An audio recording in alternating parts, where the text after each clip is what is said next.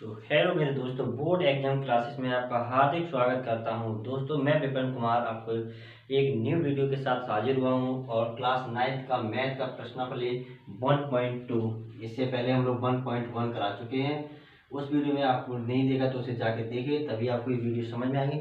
उस वीडियो में मैंने कराई थी परमेय संख्या कौन सी होती है, वास्तविक संख्या क्या होती है, प्राकृतिक संख्या कौन सी, ये सारी संख्याओं के बारे में हमने लिखा है और एक एक पॉइंट समझाया है। तो आई होप वो वीडियो देख ली होगी और देखिए, उसी के बाद आप ये सेकेंड वीडियो में आएंगे। तो सबसे पहले हम लोग अब पढ़ेंगे इसमें क्वेश्चन प्रश्नावली 1.2 में। तो आइए हम लोग क्वेश्चन लिखते हैं। क्वेश्चन कह रहा है कि प्रत्येक अपरिमेय संख्या, पहला क्वेश्चन हमारा पहला कह रहा है प्रत्येक अपरिमेय संख्या, प्रत्येक अपरिमेय संख्या, प्रत्येक अपरिमेय संख्या, प्रत्येक अपरिमेय संख्या, प्रत्येक अपरिमेय संख्या एक वास्तविक संख्या होती है, एक वास्तविक संख्या होती है, संख्या होती है। अच्छा, इसमें पहला क्वेश्चन गया है कि प्रत्येक संख्या, क्वेश्चन गया है प्रत्येक अपरिमेय संख्या का एक वास्तविक संख्या होती है।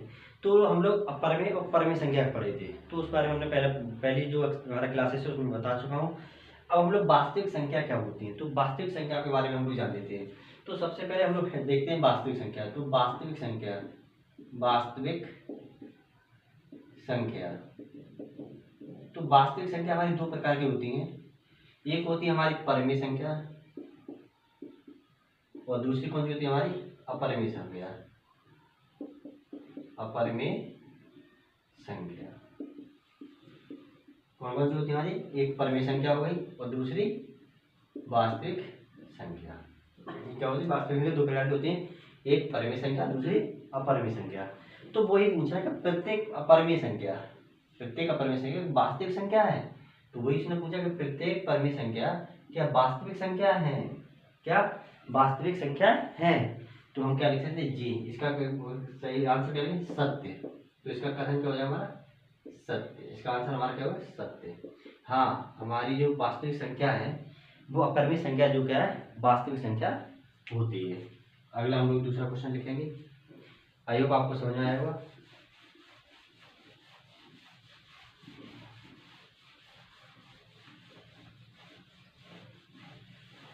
दूसरा क्वेश्चन हमारा कह रहा है क्वेश्चन नंबर 2, क्वेश्चन नंबर 2 कह रहा है संख्या रेखा, संख्या रेखा, संख्या रेखा का प्रत्येक बिंदु, का प्रत्येक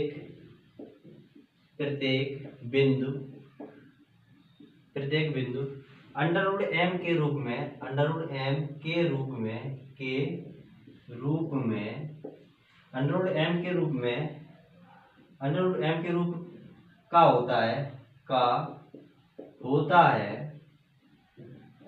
होता है जहां एम एक प्राकृतिक संख्या है, जहां एम एक प्राकृतिक संख्या है, प्राकृतिक संख्या है। अब देखिए हम लोग पढ़ेंगे। अब ये कह रहा है कि प्रत्येक, इसने कहा कि संख्या रेखा, अभी हम संख्या रेखा बनाएंगे, का प्रत्येक बिंदु अंडर रूट एम के रूप का होता है, तो जहां एम एक प्राकृतिक संख्या है। अच्छा, प्राकृतिक संख्या है या नहीं उसके देखते हैं। तो अब सबसे पहले हम लोग लिखेंगे, तो एक संख्या रेखा बनाएंगे। तो सबसे पहले हमने एक संख्या रेखा बनाई, तो संख्या रेखा मैंने ये बना दी, संख्या रेखा, ठीक। ये हमारी संख्या रेखा होगी। ये क्या होगा हमारा एक्स एक्सिस मान लो और ये वाई एक्सिस, ठीक। अब ये मेन पॉइंट होता है हमारा, तो ये मानते हैं 0। जब वाई एक्सिस की तरफ चलेंगे ये धनात्मक होंगे, तो 1 2 3। जब इधर चलेंगे तो हमारा क्या है, ऋणात्मक संख्या आती है, तो -1 -2 और -3। अब वो कह रहा है कि संख्या रेखा का प्रत्येक बिंदु अंडर रूट एम के रूप का होता है। अब ये कह रहा है जहाँ प्राकृतिक संख्या है, अच्छा ये हमारा क्या प्राकृतिक संख्या क्या होती है, 0 1 2 3 4 होती है हमारी प्राकृतिक संख्या होती है। अब जब हम इसे कहें तो ये संख्या कौन सी है और ये संख्या, तो इसे हम अंडर रूट में लिखते हैं। तो इसे हम क्या लिखते हैं, अंडर रूट 1 तो इसे अंडर रूट 2 और इसे अंडर रूट 3 में लिख सकते हैं। ठीक, लिख सकते हैं ना। लेकिन इन्हें जब हम लिखेंगे तो अंडर रूट -1, अंडर रूट -2, जैसे ही इन्हें अंडर रूट में माइनस में लिखा तो ये हमारी संख्या कौन सी कहलाती है? तो ये हमारी संख्या क्या कहलाती? वास्तविक संख्या ना कहला क्या कहलाती है? हमारी काल्पनिक संख्या कहलाती है। कौन सी? काल्पनिक संख्या कहलाती है। काल्पनिक संख्या कहलाती है। क्या कहलाती है? काल्पनिक संख्या कहलाती है। लेकिन ये क्या कह रहा है कि प्राकृतिक संख्या होती है? जी नहीं। तो ये क्या आंसर हो जाएगा इसका? असत्य। तो ये हमारा क्या होगा? असत्य। आंसर क्या हमारा इसका आंसर आएगा? असत्य। क्योंकि ये वाली हमारी प्रत्येक जो संख्या रेखा दर्शाई तो ये हमारी माइनस में आई, और माइनस में क्या होती है? हमारी काल्पनिक संख्या होती है या काल्पनिक संख्या होती है। काल्पनिक लिख सकते हैं, काल्पनिक काल्पनिक संख्या होती है। और ये हमारी क्या होती है? जबकि वास्तविक संख्या क्या होती है? एक परमेय होती है और अपरमेय। अगर मैं इसका करूं तो रूट एक क्या? 1 हो जाएगा, इसका रूट है, इसका 3। ऐसे में जब रूट 4 निकालूंगा तो इसका 2 हो जाएगा, तो इसे हम 2 लिख सकते हैं ना। ये 2 वर्ग होता है। तो क्या कहते हैं? संख्या रेखा का प्रत्येक बिंदु m के रूप में होता है। तो जहां m एक प्राकृतिक संख्या है तो क्या हो जाएगा? कथन एक असत्य हो जाएगा। उसके बाद क्वेश्चन नंबर 3।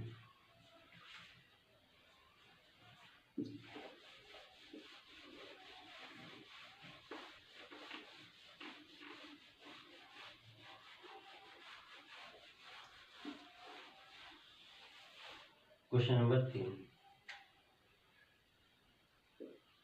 क्वेश्चन 3 कह रहा है कि प्रत्येक वास्तविक संख्या प्रत्येक वास्तविक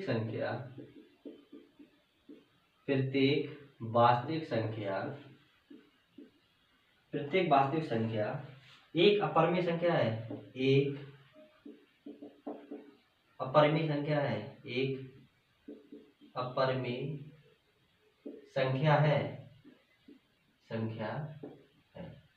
इसने कहा है कि प्रत्येक अपरिमेय संख्या का एक वास्तविक संख्या है। अच्छा, जैसे उदाहरण में अब हम समझाएंगे। इसने कहा है कि प्रत्येक वास्तविक संख्या एक अपरिमेय संख्या होती है। तो प्रत्येक वास्तविक संख्या एक अपरिमेय संख्या होती है। तो आइए अब ये कह रहा है प्रत्येक वास्तविक संख्या क्या एक अपरिमेय संख्या होती है? तो आइए हम लोग हल करते हैं इसे। अब हम लोग सॉल्यूशन करेंगे, हल डालेंगे और हम लोग क्वेश्चन सॉल्व करेंगे। तो प्रत्येक वास्तविक संख्या अपरिमेय संख्या होती है। तो देखिए मैंने लिया √1, √2, √4, √9, ये मैंने उदाहरण लिए। अच्छा, √1 का करें तो 1 हो जाएगा, इसका √2 रहेगा, इसका √2 हो जाएगा, इसका 3। यानी मैं देखूं या मैं करूं √3 तो ये क्या है? √3। अगर मैं देखूं 1 और ये 2, इनके क्या है? ये तो हमारी जो परमेय संख्या है, ये क्या है? सॉरी, ये क्या हमारी अपरिमेय संख्या है। क्या है? हमारी अपरिमेय संख्या है। अपरिमेय संख्या है। कैसी? अपरिमेय संख्या है। जबकि मैं देखो पहली, तीसरी और चौथी, यानी मैं इन 3 की बात करूं तो ये हमारी क्या है? परिमेय संख्या है। परिमेय संख्या है। परिमेय संख्या क्या होती है? जिन्हें पी वाई क्यू के फॉर्म में लिख सकते हैं। यानी मैं 2 को कैसे लिखता हूँ? 2/1। मैं अंडर रूट 9 कर 3, तो 3 को कैसे लिखा? 3/1। और जबकि ये कह रहा है, कथन हमारा कह रहा है कि प्रत्येक वास्तविक संख्या, और मैंने इससे पहले कहा था वास्तविक संख्या 2 प्रकार की होती है हमारी। वास्तविक संख्या 2 प्रकार की होती है। एक परिमेय संख्या होती है, एक परिमेय संख्या, और दूसरी अपरिमेय संख्या। अपरिमेय संख्या। लेकिन क्या प्रत्येक वास्तविक संख्या एक परिमेय संख्या होती है, जबकि हमारी क्या वास्तविक संख्या एक परिमेय संख्या भी होती है। तो इसलिए हमारे इसका आंसर क्या हो जाए? कथन हमारा क्या हो जाए? असत्य। इसका आंसर क्या हो जाएगा हमारा? असत्य। तो इसका हम लोग आंसर क्या लिखेंगे? असत्य। उसके बाद हम लोग क्वेश्चन नंबर 4। तो क्वेश्चन नंबर 4 हम लोग लिखेंगे। अब आगे क्वेश्चन नंबर 4।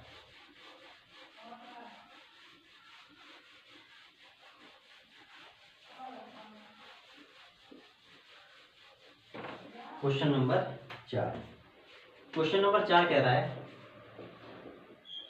क्वेश्चन नंबर 4 कह रहा है क्या सभी धनात्मक पूर्णांक क्या सभी धनात्मक क्या सभी धनात्मक क्या सभी धनात्मक पूर्णांक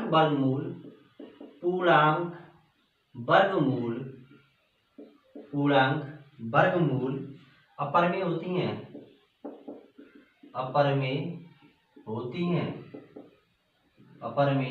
होती हैं तो यदि नहीं, अगर आंसर में नहीं तो एक ऐसी संख्या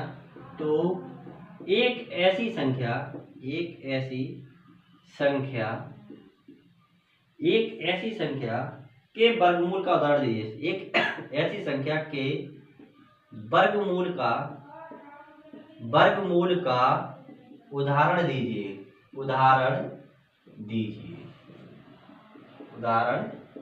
दीजिए। कह रहा है क्या सभी धनात्मक पूर्णांक वर्गमूल अपरिमेय संख्या होती हैं? यदि होती हैं तो ठीक, नहीं है तो यह करें नहीं तो एक संख्या का उदाहरण देकर वर्गमूल समझाइए। अच्छा, इसका उदाहरण देकर हम लोग वर्गमूल समझाएंगे।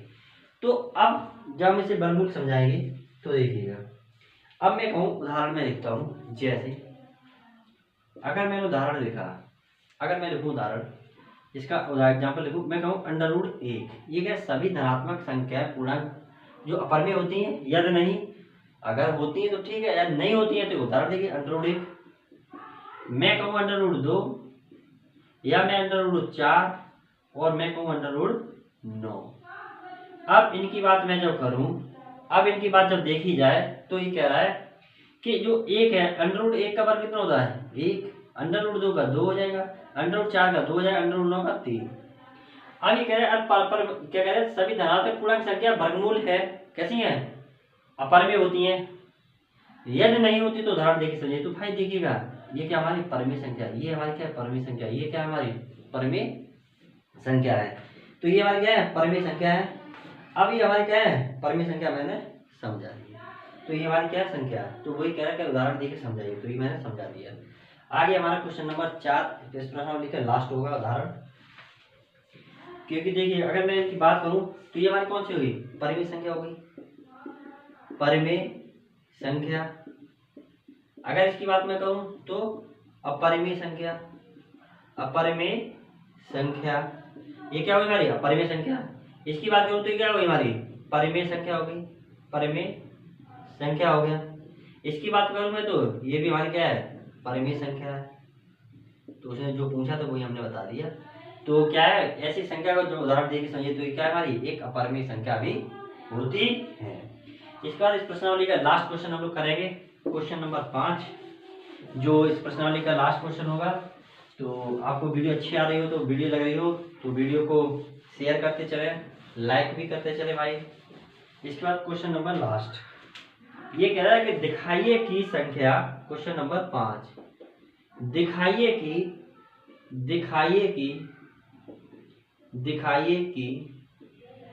संख्या रेखा पर, दिखाइए कि संख्या रेखा पर √5 को किस प्रकार निरूपित करेंगे, किस प्रकार निरूपित करेंगे। तो वही कह रहा है कि √5 को किस प्रकार निरूपित करेंगे। तो हम सबसे पहले एक संख्या रेखा बना लेते हैं। तो देखिए हमारी क्या है संख्या रेखा है, ठीक। अच्छा, ये पॉइंट हम लोग सारे से बराबर लेंगे, जैसे मैंने 1, 2 और 3, इनके बीच की दूरी कैसी हमारी बराबर है, 1, 2 और 3। अगर इधर मैं चलूँ तो -1, -2 और -3। अब ये कह रहा है कि संख्या रेखा √5, तो मैं मानता हूँ 0 और 1 इनके बीच की दूरी, मैं मानता हूँ एक 90 डिग्री कोण बनाया। तो 90 डिग्री क्या करें हम लोग सीधी लाइन खींचते हैं। तो ये हमारा कितना बना है 90 डिग्री कोण बना। ये क्या है हमारा 90 डिग्री कोण है, ठीक है। अच्छा, यार 0 पॉइंट से लेके इसे मान लीजिए हम B पॉइंट, इसे मान लीजिए B, और यहाँ से एक मैंने रेखा डाली और जो ये रेखा हमारी गिरी कहाँ 0 पे, तो मैं इसे ए मान लेते हैं, तो इसे मैं मान लेता हूँ सी। ठीक है। अच्छा इसके बीच की दूरी कितनी है 1 पॉइंट और 1.2, तो इसकी जो बीच की दूरी हमारी कितनी है 2 है, इसकी बीच की दूरी कितनी है हमारी 1 है, और इसके बीच की दूरी हमारी दी हुई है √5। इसकी दूरी क्या दी है √5 दी गई है। अब इसे हम पाइथागोरस प्रमेय लगा के सिद्ध कर सकते हैं। तो पाइथागोरस प्रमेय लगाते हैं हम लोग। तो पाइथागोरस प्रमेय के अनुसार पाइथागोरस प्रमेय के अनुसार तो मैं लगाऊंगा कण का स्क्वायर बराबर, हमारा फॉर्मूला क्या होता है कण का स्क्वायर बराबर लंब का स्क्वायर प्लस आधार का स्क्वायर। तो कण का स्क्वायर बराबर लंब का स्क्वायर कितना 2 का स्क्वायर 1 का स्क्वायर प्लस 2 का स्क्वायर। तो कण स्क्वायर बराबर क्या हो जाएगा 1 प्लस 4, तो कण स्क्वायर बराबर 5, तो स्क्वायर हटाएंगे इसके ऊपर, तो कण बराबर √5। तो यही पूछा था। तो अगर मैं बात करूं कि CD बराबर, तो ये हमें क्या था निरूपित करना था कि √5, तो हमारा कण कितना गया √5, तो यही हमें निरूपित करना था कि √5 जो है हमारा, तो संख्या रेखा पर किस प्रकार निरूपित है, इस प्रकार से हम लोग निरूपित करेंगे। अगर मैं यहाँ से क्या लेता हूँ अपना चाप लेंगे, यानी प्रकार से यहाँ से एक लेंगे और ये दूरी लेंगे और इस दूरी से एक चाप मारेंगे, तो ये दूरी हमारी कैसे बनेगी, तो ये ऐसे करके एक चाप लगेगा, तो ये हमारा क्या हो जाएगा एक रेखा पर दर्शा दी गई, तो ये हमारा क्या है संख्या रेखा दर्शाए। तो ये क्लास 9th की मैथ क्लास था और इसकी प्रश्नावली 1.2 मैंने कंप्लीट कर दी है। तो आई होप आप लोग जाइएगा और हमारे चैनल को सब्सक्राइब करें, लाइक करें और शेयर करें, और सब्सक्राइब करना ना भूलें। Thank you so much. जय हिंद, जय भारत।